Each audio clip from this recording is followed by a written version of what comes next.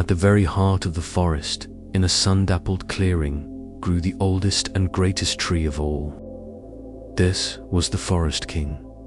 He was an immense, ancient oak, his trunk wider than a house, and his branches a tangled, complex crown that seemed to touch the clouds.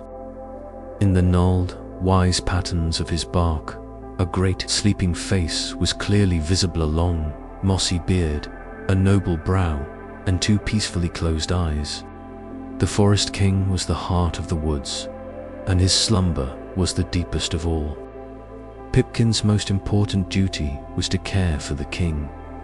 Every day, he would sweep the clearing around the king's base with a broom made of twigs, and he would carefully clean the moss from the great sleeping face, his small paws gentle on the ancient bark.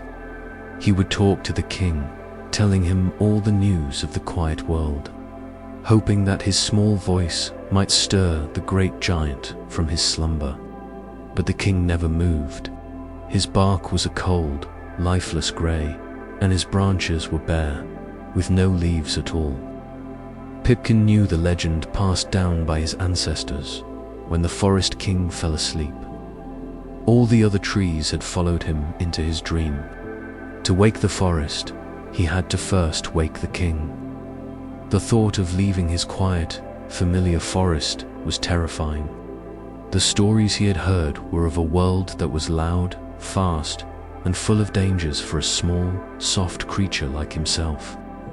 But then he looked out his little root window at the silent, sleeping trees, and he felt the deep, lonely sadness of the Forest King all around him.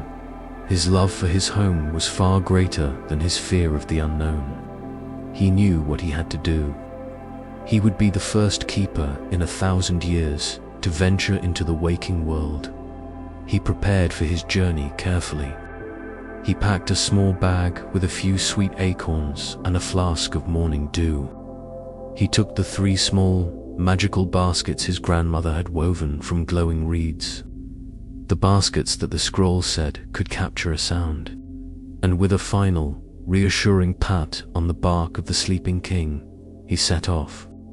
He journeyed to the edge of the woods, to the place where the ancient trees ended and the thick, swirling wall of mist began. He took a deep breath, his little chest puffing out with a courage he didn't know he had, and he took his first brave step out of the quiet safety of his home and into the unknown. One day, while tidying the cozy burrow he called home, which was tucked inside the roots of the Forest King himself, Pipkin found an old, rolled-up piece of bark he had never seen before. It was a message left by his great-great-grandfather, the last keeper to have seen the forest awake. The writing was faded, but he could just make out the words. It was the secret, the forgotten recipe for waking the king. The king does not sleep from tiredness, the old scroll read. He sleeps from loneliness. The world outside has forgotten him. To wake him, you must bring him the 3 sounds of a loving home, the music that he misses the most. The scroll listed the 3 magical ingredients. First, the steady, comforting beat of a mother's heart. Second, the soft, gentle notes of a father's lullaby. And third, the pure, joyful sound of a child's laughter. Pipkin's own heart beat with a sudden, powerful hope. This was it. This was the answer. But his hope was tinged with a new worry. The scroll said the sounds had to come from the waking world, the world of humans that lay beyond the misty border of his forgotten forest. A world he had only ever heard frightening stories about. When Pipkin stepped through the mist, he found himself in a place that was both strange and wonderful. He was in the backyard of a small, human cottage. It was nighttime and the world was quiet, but it was a different kind of quiet from his forest. He could hear the gentle chirping of crickets and the distant bark of a dog. He crept silently through the tall grass until he reached a window that was glowing with a soft, warm light. He scampered up the rose trellis and peeked inside. He saw a kind-looking woman, a mother, sitting in a rocking chair, holding a tiny, sleeping baby wrapped in a soft, white blanket. She wasn't singing or talking. She was just holding her baby close, her hand resting gently on its back, a look of pure, unconditional love on her face. As Pipkin watched, he could almost see the sound he was looking for. A soft, steady, deep red pulse of light was radiating from the mother's heart, a visible rhythm of love and safety. This was it. He held up the first of his woven baskets, and the beautiful pulsing red light was gently drawn into it, swirling and condensing until it formed a single, perfect, pulsing red orb. It was asterisk, asterisk, the heartbeat asterisk, asterisk, and it felt as warm and as steady as the earth itself. At the very edge of the busy, bustling world, hidden by a thick curtain of mist, lay a secret and forgotten forest. It was a place of incredible, ancient beauty, with trees so large their branches seemed to hold up the sky. But it was also a place of deep and profound silence. For this was the sleeping forest, and all the great trees were locked in a deep, magical slumber. Their leaves did not rustle in the wind, their branches did not creak and groan, and no birds sang from their boughs. The guardian of this silent place was a small, furry creature named Pipkin. He was the only thing awake in the entire forest. He was a gentle soul, with soft mossy green fur and big, dark eyes that were full of a quiet, constant worry. He was the keeper of the forgotten forest, a title passed down through his family for 1,000 years. His job was to watch over the sleeping giants, to keep their roots clear of weeds and to dust their leaves, waiting for the day when they might finally wake up. With the first sound safely captured, Pipkin scurried on, his little heart thumping with success. He crept to another window of the same small cottage. This was the room of a slightly older child, a little girl who was tucked into her bed. But her eyes were wide open, and she looked a little bit restless. Just then, her father came into the room. He was a big man with a kind, gentle face. He sat on the edge of his daughter's bed and began to sing. It was not a grand or powerful song.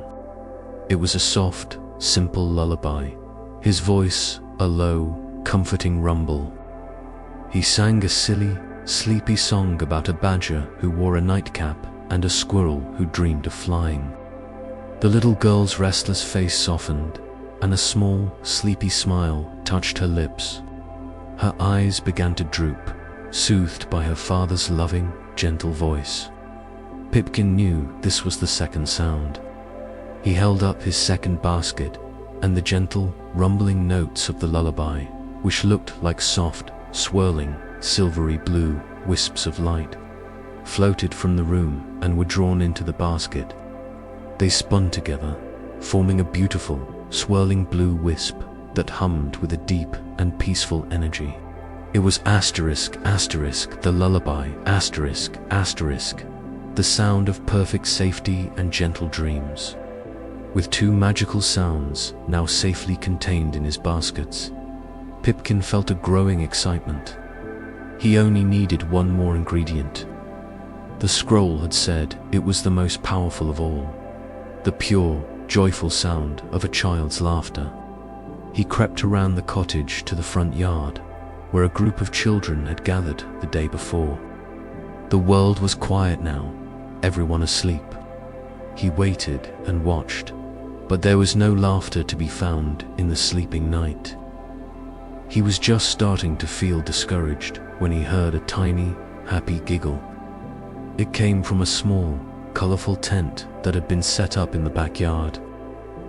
Peeking inside, he saw two brothers who were supposed to be sleeping, telling each other silly stories by the light of a small flashlight. One of them told a joke about a squirrel with hiccups, and the other boy let out a wonderful, bubbling, unrestrained laugh of pure delight. It was a sound like sparkling water, a sound of pure, uncomplicated joy. This was it. Pipkin quickly held up his third and final basket. The happy sound, which looked like a shower of brilliant, sparkling golden yellow bubbles, floated out of the tent and was drawn into the basket. The bubbles swirled and danced, forming a single, brilliant, golden orb that sparkled and fizzed with a happy, joyful energy. It was asterisk, asterisk, the laughter, asterisk, asterisk, the sound of pure happiness. He now had everything he needed. With his 3 precious baskets held tightly, Pipkin knew it was time to return. The journey back to the forest felt very different. He was no longer a small, frightened creature in a strange, big world.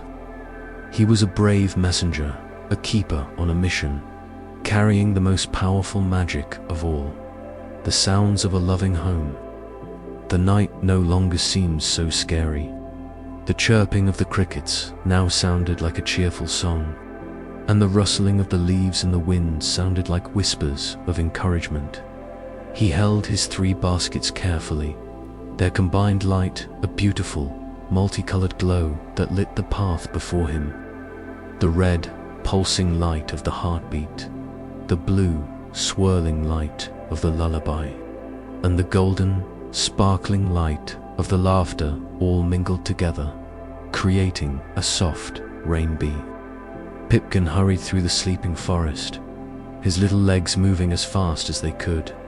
The colored lights from his baskets cast long, dancing shadows on the silent trees. He finally arrived back at the heart of the forest, at the great still form of the sleeping Forest King. The clearing was as quiet and as sad as he had left it. With a deep sense of reverence, he approached the immense, grey trunk. He did not know exactly what to do, but he trusted the ancient magic. He took the 3 baskets and, one by one, he placed them gently into a small, hollowed-out nook in the king's great, gnarled roots, right at the base of the tree. He placed the steady, red heartbeat on the left, the peaceful, blue lullaby on the right, and the joyful, golden laughter right in the very center. The 3 magical lights, so different from each other, now sat together, a beautiful, vibrant offering. Their combined glow washed over the cold, grey bark of the sleeping king, a soft and gentle plea for him to wake up. Pipkin then took a step back, his work now done. He had brought the sounds of a home to the heart of the forest. Now, all he could do was wait and hope it was enough. The 3 captured sounds seemed to recognize that they were home. The lights began to glow brighter, and their energies began to flow out of the baskets. The steady, red pulse of the heartbeat flowed from its basket and was absorbed into the great roots of the tree, like water into thirsty earth. Then, the gentle, blue swirl of the lullaby drifted upwards, wrapping itself around the great trunk like a soft, silken ribbon. Finally, the sparkling, golden light of the laughter floated up and settled over the king's great, sleeping, bark-covered face, like a kiss of pure joy. For a long, silent moment, nothing happened. Pipkin held his breath, his little heart pounding. Had it worked? Then, a low, deep, rumbling sound came from the very heart of the ancient tree. A sound like the slow, deep groan of 1,000 years of sleep beginning to stir. The ground beneath Pipkin's feet trembled slightly. A single, giant, and ancient root, which had been still for centuries, gave a tiny, almost imperceptible twitch. The Forest King, feeling the warmth of a mother's love, the peace of a father's song, and the joy of a child's laughter, was beginning to stir in his long and lonely slumber. The rumbling grew deeper, and the trembling in the roots grew stronger. Pipkin watched, his eyes wide, as a slow, magical transformation began. The cold, lifeless grey of the Forest King's bark began to change. A warm, rich, healthy brown colour started to spread upwards from the roots, chasing the greyness away. The deep, sad cracks in the bark began to soften and mend. Then Pipkin looked up at the great bare branches that formed the king's crown. On the very tip of one of the highest, most barren-looking branches, a tiny green bud appeared. As Pipkin watched, the bud swelled and, with a soft, magical pop, it unfurled into a single, perfect and vibrant green leaf. It was the first new leaf the forest had seen in 1,000 years. The leaf seemed to shimmer with a powerful, living energy. Soon, another bud appeared, and then another, and then 100, and then 1,000. A great, rushing, rustling sound, the sound of a forest coming to life, began to fill the air. The branches of the great king were no longer bare and skeletal. They were bursting with a new, beautiful, and vibrant green life. The magic spread with a joyful, unstoppable force. As the Forest King's own leaves returned, a great, waking energy pulsed out from him, washing over the entire forest. A great, rushing sound, like a mighty wind, swept through the valley. It was the sound of 1,000 sleeping trees, all waking up at once. All around the clearing, the other ancient trees began to tremble and shake. Their dull, grey-green leaves instantly flushed with a deep, healthy, and vibrant emerald color. Their sleeping branches stretched and reached for the sky, and millions of new, fresh leaves unfurled in a great, rustling chorus. The heavy silence of the forest was broken, replaced by the beautiful, living sound of 1,000,000 leaves whispering to the breeze. The Forest King, now fully cloaked in a magnificent canopy of green, slowly opened his great bar-covered eyes. The eyes were a deep, ancient, and incredibly kind shade of green, and they were filled with the wisdom of the ages. He looked down at the tiny, moss-green creature at his feet, and a slow, wide, and wonderfully kind smile spread across his craggy, bark-like face. The king was awake. With the forest now awake, the world burst into a symphony of sound and life. The birds, who had been silent for so long, seemed to appear from nowhere. They returned to the now leafy branches and began to sing their most beautiful, joyful songs. The squirrels, waking from a long and boring sleep, began to chatter and chase each other playfully up and down the trunks of the great trees. And the brooks and streams, feeling the life return to the earth, began to bubble and giggle with a new, happy energy. The entire forest, which had been so still and so silent, was now a bustling, vibrant, and musical place.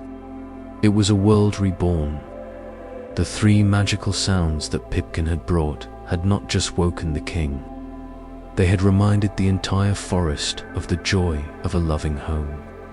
The steady, happy heartbeat of the woods had returned. The gentle, peaceful lullaby of the wind and the leaves was back. And the pure, joyful laughter of life could be heard in every bird's song and every squirrel's chatter. The forest was no longer sleeping. It was singing, and its song was the most beautiful music in the world. Pipkin stood in the middle of all this happy, bustling life, and a feeling of contentment so deep and so pure washed over him. He looked at the singing birds, the chattering squirrels, and the laughing brook, and his little heart felt like it might burst with happiness. He had done it. He, a tiny, quiet creature, had woken up an entire forest. He looked up at the great, kind, and now awake face of the Forest King, who gave him a slow, gentle wink of one of his great, green eyes. A soft, rumbling voice, a voice that sounded like the rustling of 1,000,000 leaves, echoed in Pipkin's mind. "Thank you, little keeper," the voice said. "You have a heart as brave and as strong as the oldest oak. You have saved us all." Pipkin felt a happy blush under his mossy green fur. He had not done it for thanks or for praise. He had done it for the love of his home, and seeing his home so full of life and music was all the reward he would ever need. He was the keeper of the forgotten forest, and he had fulfilled his most important duty. From that day on, the forgotten forest was forgotten no more. It was a place of vibrant life, of deep magic, and of endless, happy music. And Pipkin was no longer just its caretaker. He was its friend and its hero. He still performed his duties, but now they were joyful ones. He would listen to the happy stories the trees would whisper to him on the wind, and he would have long, quiet conversations with the wise old forest king. And every now and then, on a quiet evening, he would take out his 3 magical baskets, which had refilled themselves with the forest's own new, happy sounds. He would open them, and the beautiful, harmonious sounds of a mother's heartbeat, a father's lullaby, and a child's laughter would drift through the trees, a gentle reminder of the magic that had saved them all. He had fulfilled the promise of his ancestors, and he had brought the joy of a loving home back to the heart of the world. He was the happiest little keeper in the most wonderful forest imaginable. And so Pipkin, the brave little keeper, brought the music of a loving home back to his forest, and it was never forgotten again. Now it's your turn to listen for the happy sounds in your own cozy room. Close your eyes, think of a happy song, and drift off to sleep. Good night. If you enjoyed our fable tonight, we hope you'll join us again. Please like and subscribe to Bedtimes Fable to help us share more gentle stories with the world. Sweet dreams.